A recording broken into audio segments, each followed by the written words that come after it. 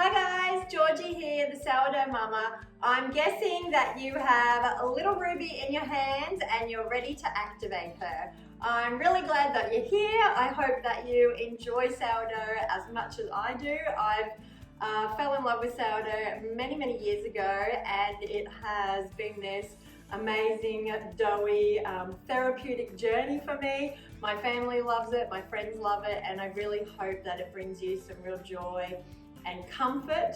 Ruby was named after my first ever beloved dog. She was with me for a very long time. She was a poodle cross something or other, a fluffy little cute thing, and so I thought it was very apt to name my starter after Ruby because she also brought me a lot of joy, and we just love things that we love, right? So why not? So what you're going to do is read all the instructions very carefully on the packet and listen to everything I say in this video. And don't forget that you can pause the video, you can go back to a certain point, you can sit and mull over it for a day and come back to it, but just make sure that you really listen to everything I say, because Sourdough Starter does have a mind of its own and it does act differently in summer to winter at different temperatures. So let's get going. So first we need a nice clean jar, and this jar is a 500 ml jar. And what you're going to do is turn your scales on. If you haven't used your scales for a while, it's a really good idea to test that they're weighing properly first, because if they're not, you're not going to get accurate measurements for Ruby, and then it could stop it up a little bit. So make sure your scales are working. And what you'll do is place your jar on the scales, and then you're going to set it to 0, so you've got a clear reading and you're not weighing the jar as well as the starter. You're going to tip all of the contents of Ruby into the jar. It's 20 grams. And then you're going to zero your scales or tear them again, so we're back to 0. On your instructions, it says to put in 100 grams of lukewarm water. Lukewarm water is like tepid water or baby bath water, not boiling hot because it will kill her, but just enough to sort of soften these dry crumbs and wake her up a little bit. So you're going to stir until all of those flakes are hydrated, because they're pretty dry, and then we're going to leave this sit for 10 minutes to soften, and we'll be back to feed her Feed My Starter mix. Okay, next step is to feed Ruby 80 grams of the Feed My Starter mix. So that's this green packet that you would have gotten in your kit. And again, pop your jar onto the scales and tear it again, or zero it again, so that we're only weighing the flour mix and you don't get confused with the weight of the jar. Okay, so now I've got 80 grams of the Feed My Starter mix in there, and you're gonna stir it up really well so there's no sticky bits of dry flour or really wet pockets of water, because we want this to be a very consistent mixture. And see how this is a cake-like consistency. It could be slightly wetter if you wanted to add a tiny bit of water, or if you accidentally did, but this is the kind of cake batter stickiness that I'm looking for to activate Ruby. So scrape the sides of your jar down so that you can see where the level of mixture is, and what we're going to do is pop a rubber band over the jar. This gives you a really good indicator in 12 hours if your starter has grown or not. So I've put that right on the level of where the mixture is, so that you can see if Ruby has grown in the next 12 hours or if she hasn't done much. And either is okay. So what I like to do is to just pop the lid on like that. It doesn't need to be screwed on tight, because it would be good to give her some little air and some breathing space. Or you can pop a paper towel over the top with a rubber band as well. She just needs a bit of air to breathe. Now we're going to put her in a warm spot for 12 hours. So if it's summer, you can put her outside, sort of in the shade, in the sun, like sunshade, and that would be enough heat to bump her up.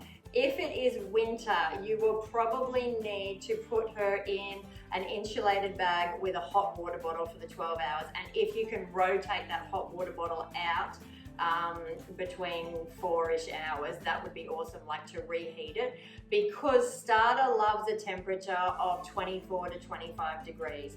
So in summer, especially in Australia where I am, it's very, very hot. Sometimes outside can be really hot, and that's okay as long as she's not in full sun. So just put her outside in summer if it's over 25 degrees in the sunshade. Like I put her on my footpath outside my front door because I know the concrete's warm but the sun's not beating in on her. And in winter, I put the starter just to wake her up, not when I'm then trying to feed it onwards, but just to wake Ruby up. I put her in an insulated bag with a hot water bottle and zip it up. And after about 4 hours, if you could reheat that water bottle, it would be awesome, because then you give her a bit more heat in that bag, and that should be enough heat to make her bump up and grow, or at least activate in that first 12 hours. Hi everyone, it's been 12 hours since we fed my beloved Ruby, so let's take a look at her and see what she's doing. So I've had a little bit of growth above the rubber band, but not too much. That's okay.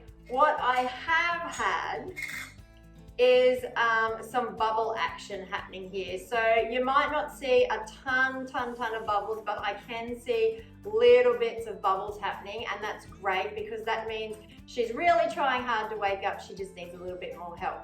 So what we're gonna do is we're gonna refeed her, and by this second feed, she should be bubbled and doubled and ready to make your beautiful bread.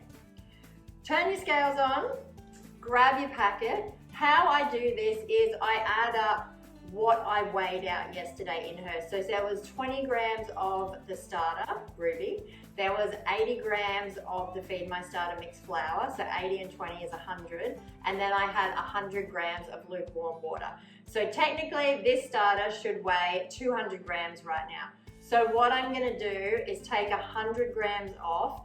At this point, I will discard that. I don't usually discard starter because I think it's a waste of flour, but just because we're getting it going, I'm gonna discard half. So I'm gonna weigh this whole jar, and it weighs 484 grams. So I'm gonna take 100 grams off until it weighs 384 grams. And I'm just gonna tip it out here into this bowl, and then re-weigh and refeed. Oh, 384 on the dot. Genius! Told you I was good at this. All right, so we have now 100 grams of starter. On the back of your Feed My Starter packet and on the QR code, if you want to watch the video workshop beforehand about this packet, you can. But there is a feeding ratio on here, and it's really simple. It's just 1-1-1. So 1 part starter to 1 part water to 1 part Feed My Starter mix.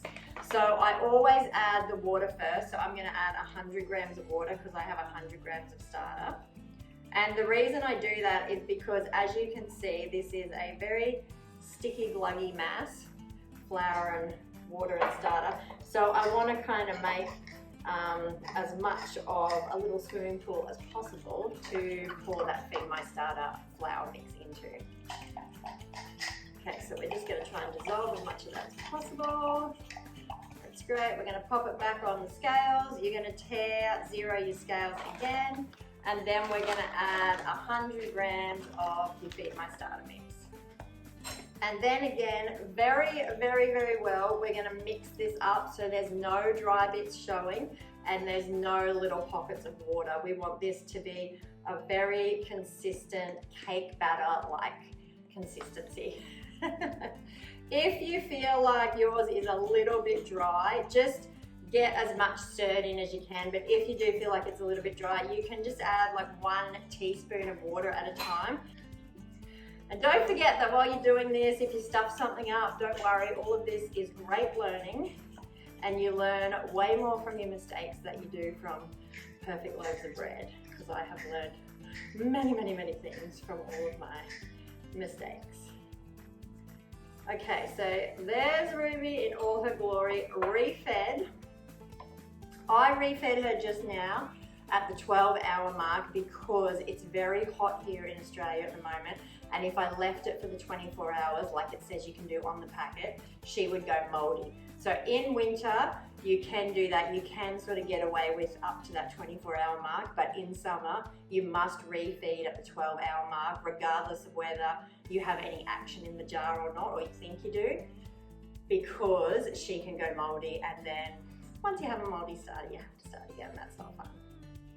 Again, I'm gonna put the rubber band up to the height of where my starter mixture is, so that I can see in the next 12 hours what this gorgeous girl does. Again, I'm going to put her in a warm spot, so I'm going to put her outside on my path at the moment because it's hot in Australia and she's got warmth from the concrete but no beating sun on her. And in winter, I would pop her in an insulated bag with a hot water bottle for 12 hours. And every 4 hours I would rotate fresh boiling water into that hot water bottle if I could, because that will give her that 23, 24 degree temperature that she loves. Hi guys, it's another 12 hours later, so 24 hours total, and we fed Ruby twice because at the first 12-hour mark we had a little bit of action and a few bubbles, but not enough to push her over the line to get us a great loaf. So as you can see here, she is absolutely beautiful, active, has doubled and bubbled. I can't even tip the jar to show you. So what I'm gonna do is make a loaf of bread. Why not, right? So I'm just gonna weigh out 150 grams of starter. And as I pour, you can see what an active starter looks like with all those bubbles and aeration happening in there, and that's the look that you're going for with your active starter.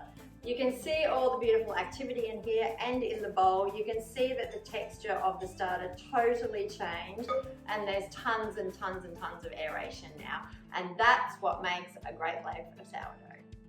Okay, so we just talked about when your starter is at optimal use, when it's at its peak, when it's ready for action and ready to make great bread. Now we're going to talk about when your starter is sad, a little bit deflated, and may not make you good bread. So as you can see with the starter, I've now left it for a while because it reached its peak, like we saw in the last video, and now it's starting to deflate because it's basically running out of food and running out of oomph and going back to sleep. So this starter has risen, and if you ever come out and you think you've missed the peak, this may be what it looks like. It's risen and then deflated, and now I have a dirty ring around my jar. And that worries me a little bit because I might make a brick instead of a fluffy loaf of bread. So if you're worried, all you have to do is refeed the starter, the 1-1-1 ratio with the feed my starter mix, and wait for the peak and make your bread. If you want to do the float test, you can try this. So I take a little bit of starter from the top because my starter actually does still look bubbly, and I drop it in this water here and it's floating. So I could actually make bread on that because it still has some life in it. If that starter sunk to the bottom, you would definitely not risk it, and you would refeed your starter to make a loaf of bread. Okay, let's talk about some hot tips and tricks that I've learned in my bread making. So, if you have too much starter, whether you've missed the peak a few times and now you have 300 grams of starter, or you accidentally fed it too much and it's all gotten out of control, this is what you can do. Don't refeed massive amounts of starter. So you have to use your maths a little bit. So let's say you had 300 grams of starter. If you fed 300 grams of starter, 300 grams of water, and 300 grams of flour, because it's a 1-1-1 feeding ratio, 300 times 3 is 900.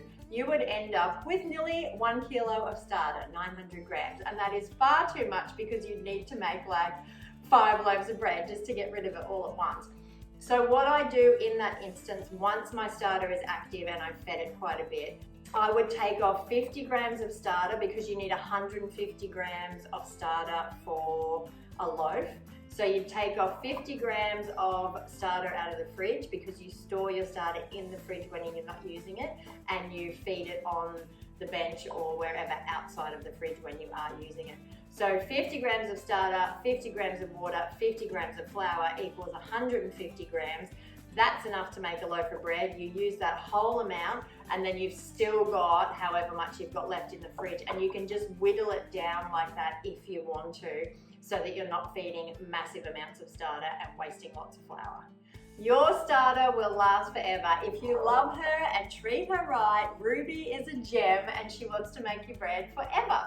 So the only reason your starter would go off is one, if you left it out for too long unfed and it becomes moldy.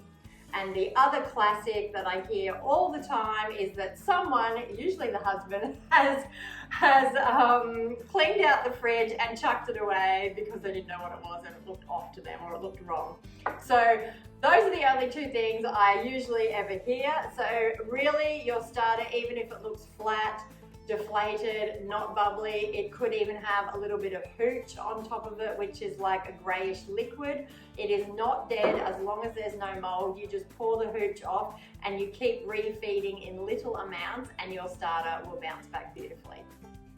Okay, you can read a lot of stuff online that's very confusing, and just remember that most things online are from America and Canada, where they have temperature controlled houses and they're in a very, very cold weather for way longer of the year than we are. So not to be a pain in the ass, but maybe delete everything you've ever read from your mind and let's start again, because we are in a hot, humid climate where bread works differently and it works way more rapidly when we're in the heat. I do not feed my starter every single day. I know lots of people do online and then they have something called discard. I don't do that. I think it's a waste of flour and it's unnecessary. We have the heat here to get our starter going quite easily, and we can get starters going in multiple different ways, whether it's summer or winter.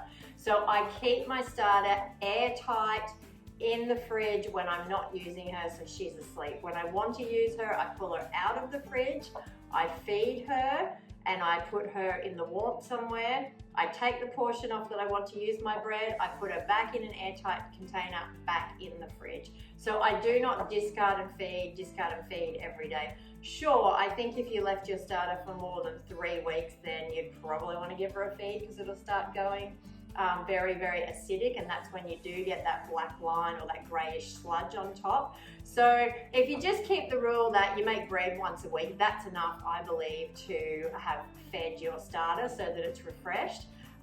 If you know that you're going away for a while, just give it a feed, but don't leave it out, put it back in the fridge so she's got something to munch on as you're away. But definitely feed your starter every 3 weeks if you're not using it very often. So congratulations, you've woken up Ruby. She's an amazing little girl and she's gonna make some great bread for you. You have just learned a new skill, don't forget that. You should be very, very proud. Now it's time to make your bread. Look at the workshops on the backs of the packets with the QR codes. There is tons and tons of information in those videos for shaping and mixing and all the looks that you should have. I'm very proud of you, I'm very proud of Ruby, I'm very proud of me for all this sourdoughing. And yeah, contact me anytime. Please watch me on Instagram, it's Sourdough Mumma _. And if you need any help, just send me a message there.